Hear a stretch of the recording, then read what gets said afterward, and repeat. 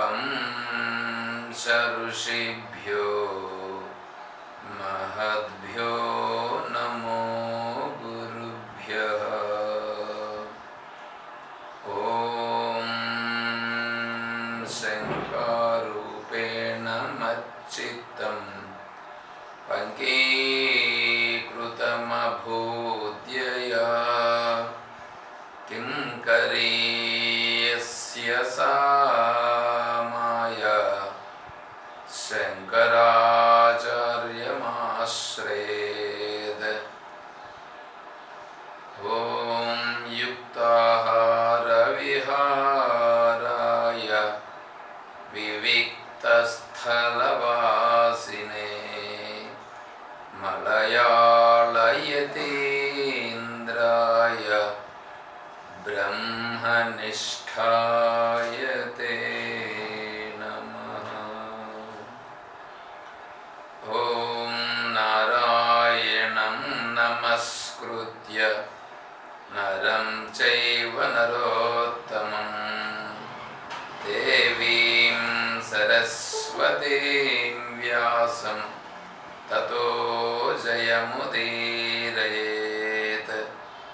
ఓం సహనావవతు సహనౌ భునక్తు సహ వీర్యం కరవావహై తేజస్వినావధీతమస్తు మా విద్విషావహై. ఓం శాంతి శాంతి శాంతి. హరి ఓం.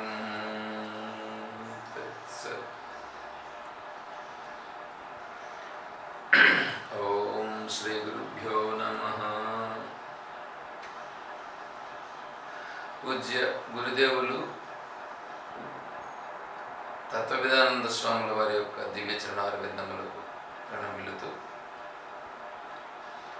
పరిపూర్ణ పరబ్రహ్మస్వరూపులకు ప్రియ ఆత్మ బంధువులారా, ఓం.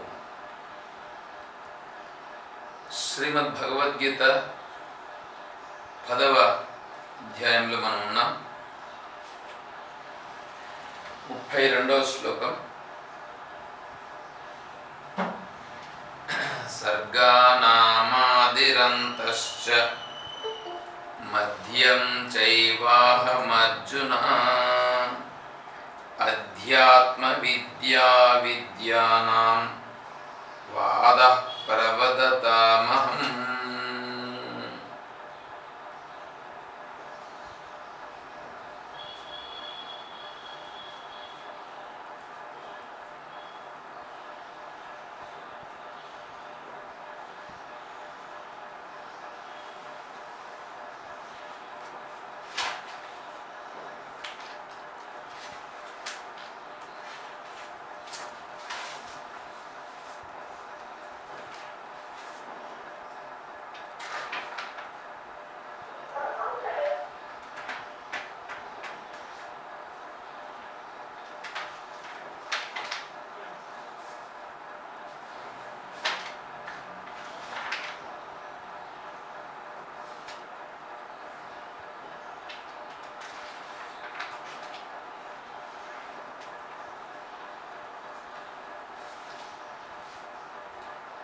క్రియలలో సృష్టి స్థితి సంహార క్రియలు నా విభూతులు.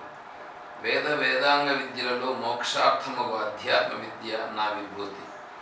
ప్రవృత్తృ ధర్మములకు వాద జల్ప వితండములలో వాదము నా విభూతి.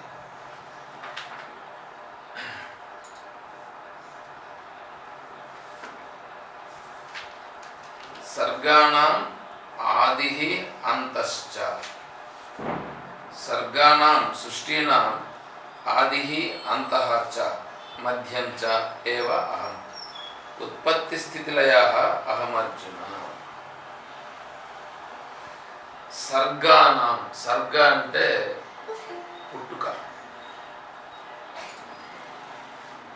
మనకు కనిపిస్తున్నటువంటి ఈ సకల జగత్తు భగవంతుని నుండే ఆవిర్భవించినది.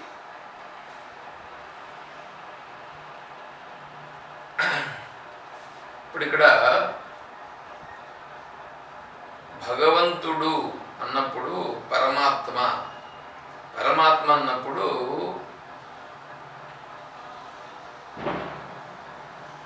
గుణ అతీతమైనటువంటి బ్రహ్మ పరమాత్మ అని అంటాం.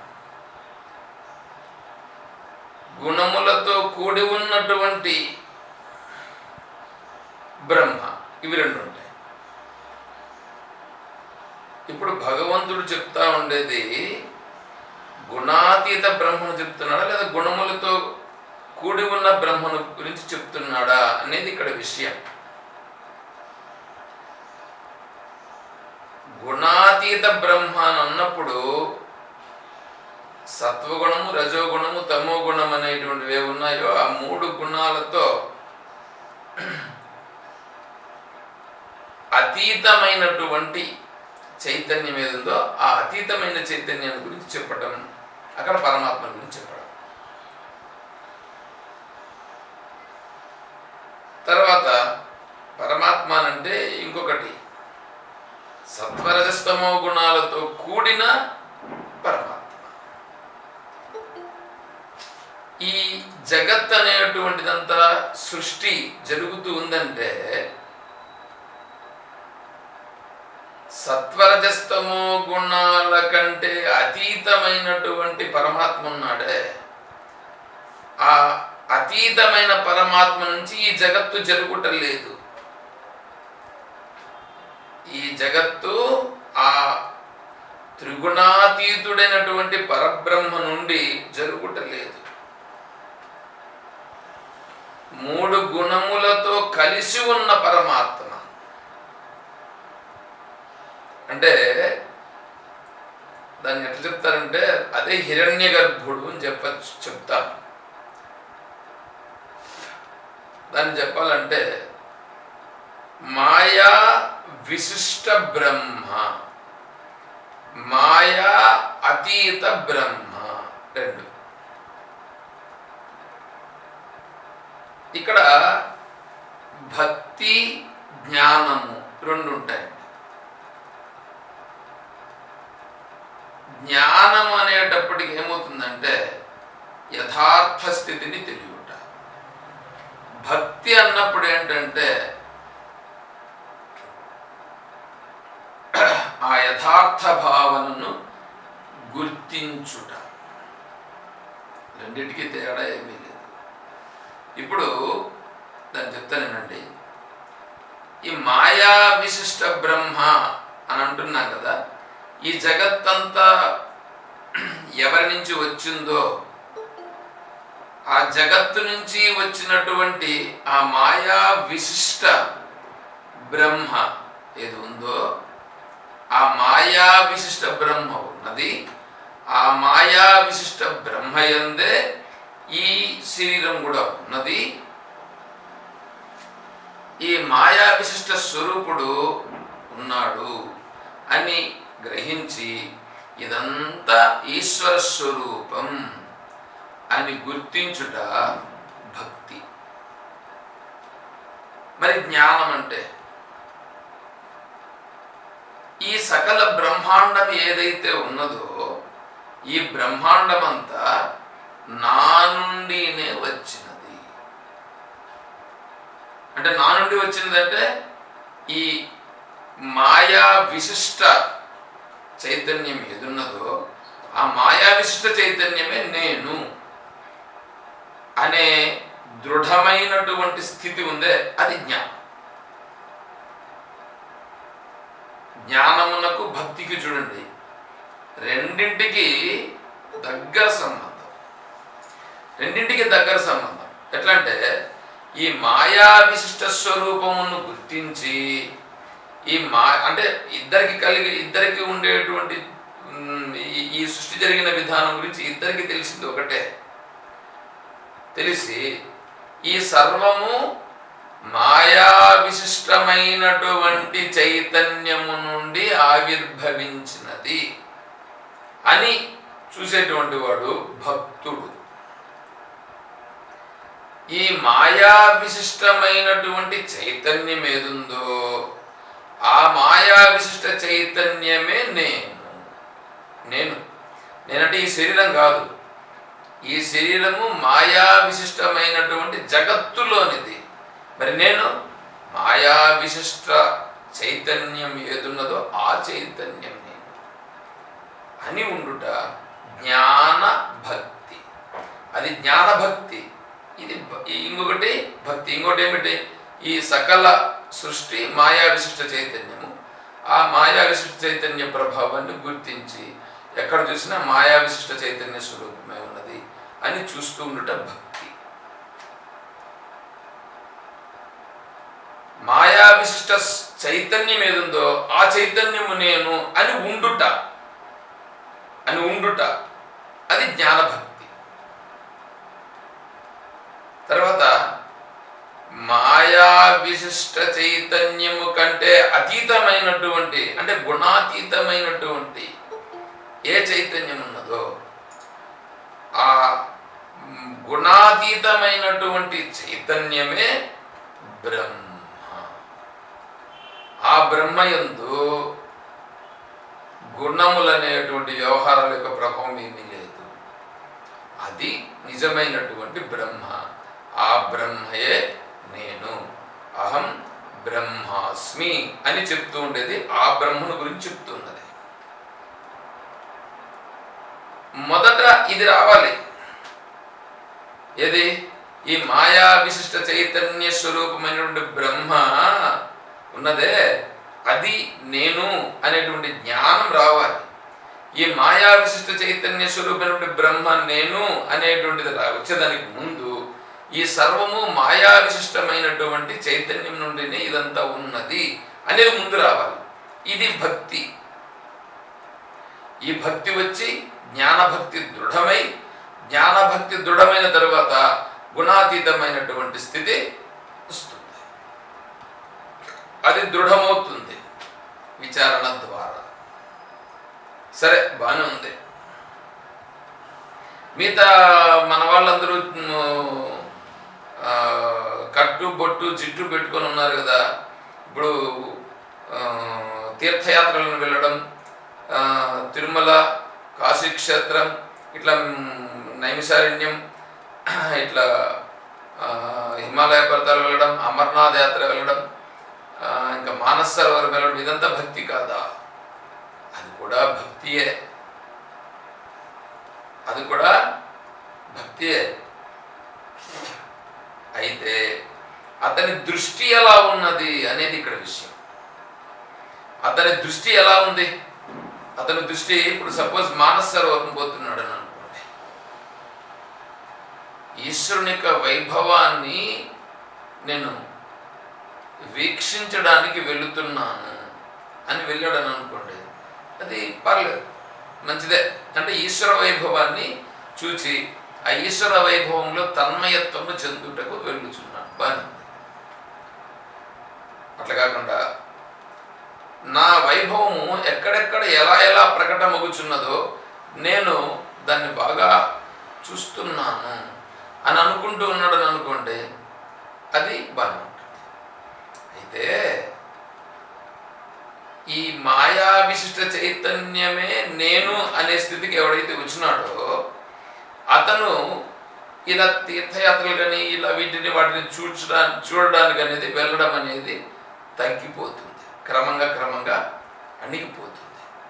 ఇంకా పోయేదేముండదు. ఎందుకంటే ఎక్కడ పోయినా ఏముండదు, ఎక్కడ పోయినా గుణాలే ఉండదు.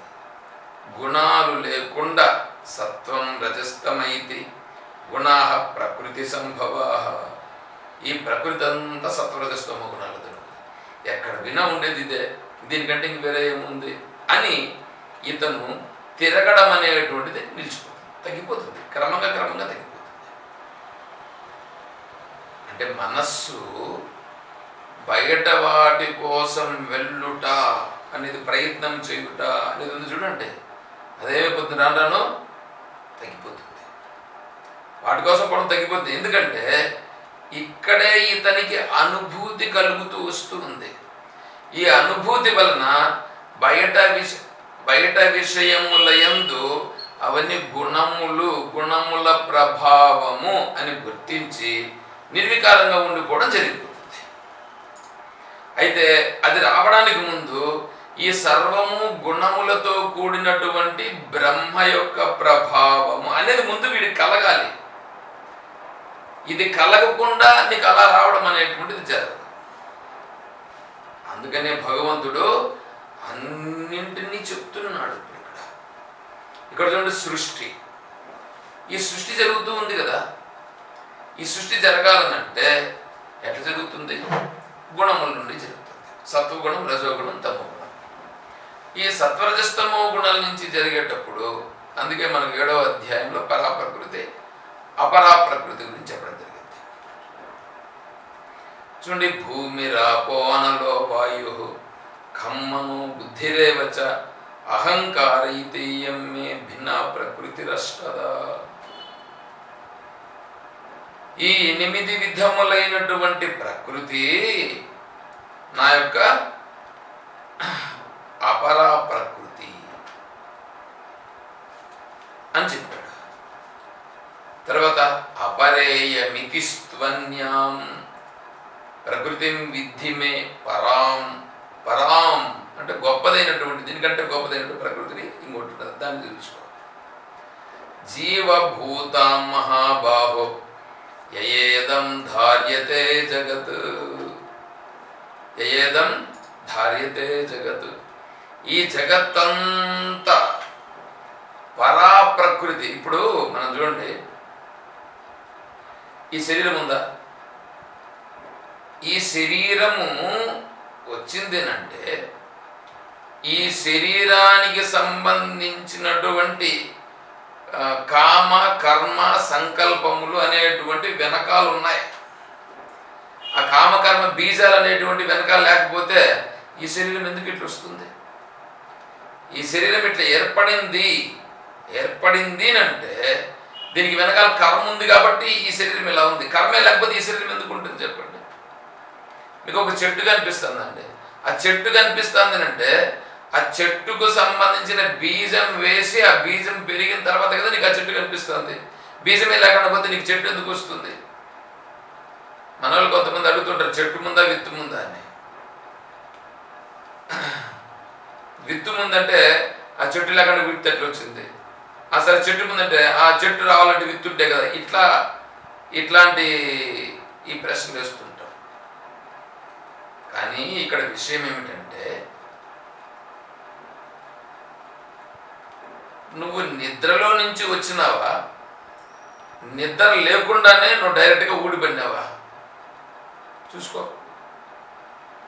నిద్ర గాఢ నిద్రలో నుంచి నువ్వు వచ్చినావు. గాఢ నిద్ర లేకుండా నువ్వు వచ్చినావా? నువ్వు తల్లి గర్భంలో ఉన్నావు. తల్లి గర్భంలో ఉన్నప్పుడు ఎట్లా ఉన్నావు? నీకేమైనా తెలుసా? ఏం తెలియదు. తెలియని స్థితిలో నుంచి నువ్వు బయట వచ్చావు. అంటే అక్కడ కూడా మూలాజ్ఞానంలో నువ్వు ఉండవు. మూలాజ్ఞానం నుంచి నువ్వు బయట వచ్చినావు. మూలాజ్ఞానం అనేటువంటిది విత్తు. అదే కారణ శరీరం. కారణ శరీరం నుంచి కార్య శరీరం అనేటువంటిది వచ్చింది. ఈ కారణ శరీరం అనేటువంటిది నీ యొక్క సంకల్పాలు, వికల్పాలు ఇవన్నీ కలిగి ఉండేటువంటి సంచిత కర్మ ఉందే, ఆ సంచిత కర్మే నీకు కారణ శరీరంగా ఇక్కడ తెలుస్తుంది.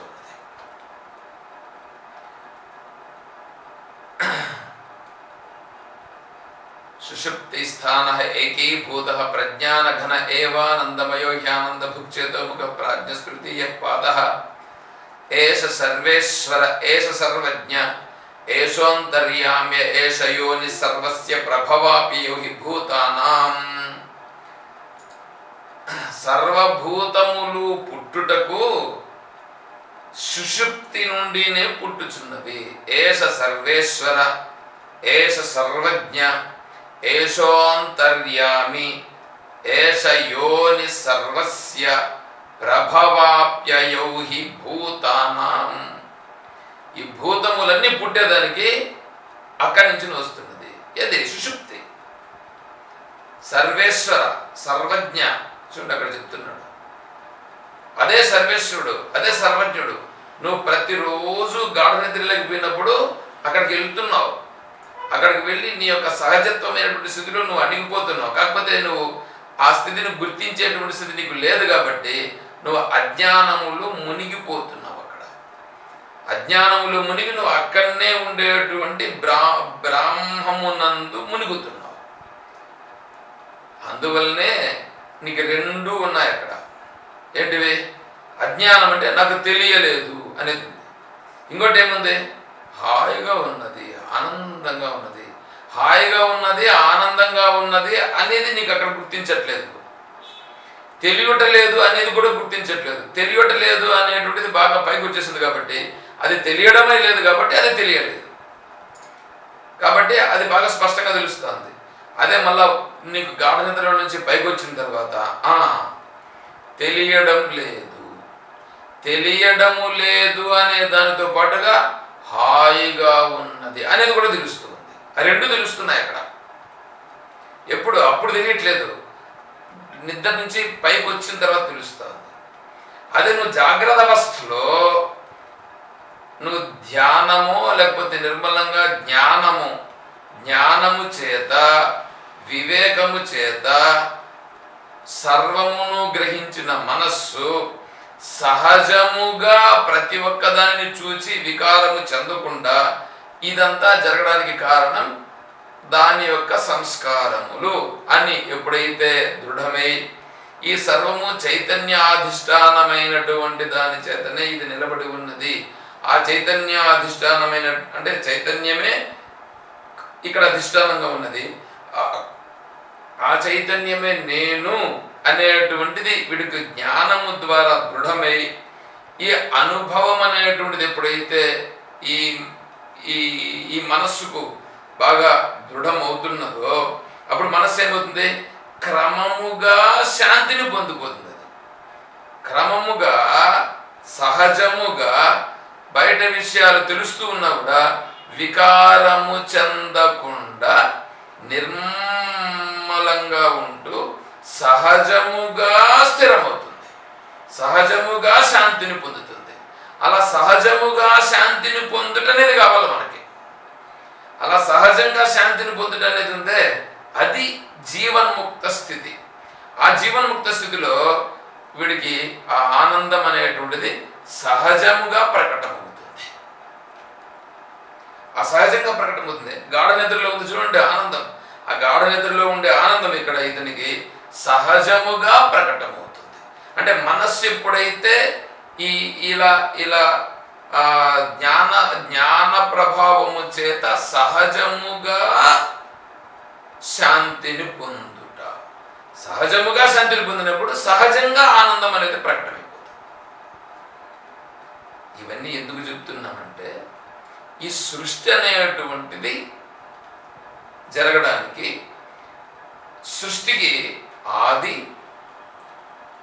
మధ్యము అంతము మూడు ఉన్నాయి. ఈ ఆది మధ్యము అంతము మూడు తీసుకున్నాం మనం అనుకోండి. ఈ మూడు నేనే అంటున్నాడు పరమాత్మ. ఏమంటే మిమ్మల్ని ఒకటి అడుగుతాను చెప్పండి. మీకు తాడు పాముకు సంబంధించినటువంటి ఉదాహరణ తెలుసుగా? ఏమండి?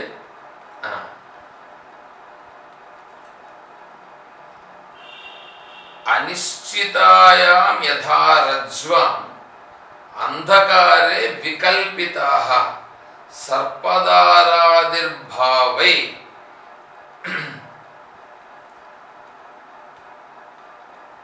తద్వదాత్మ వికల్పితః. ఇది గౌడపదాచార్యుల వారి యొక్క కారిక.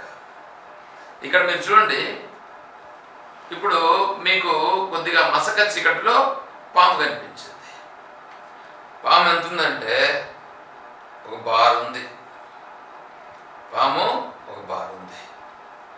ఎంతలా ఉందనంటే 3 ఇంచీలు లావు ఉంది.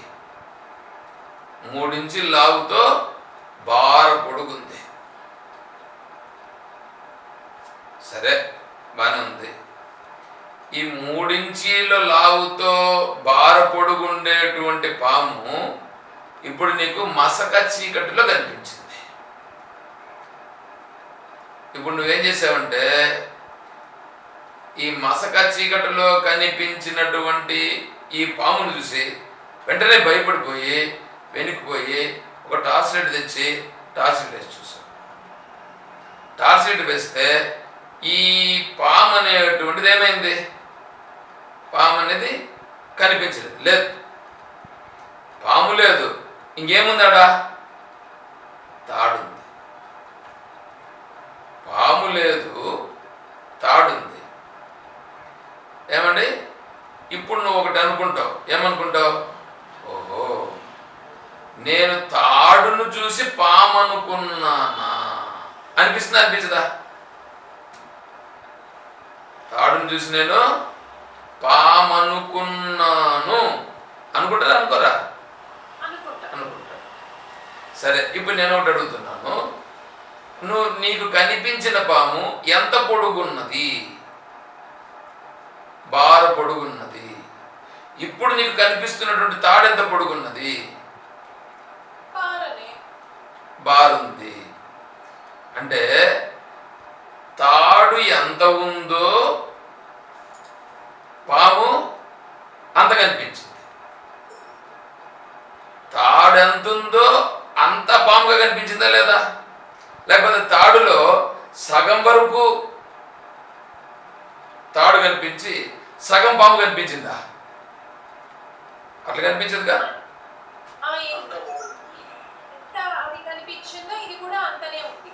తాడు ఎంత ఉందో పాము అంత కనిపిస్తుంది.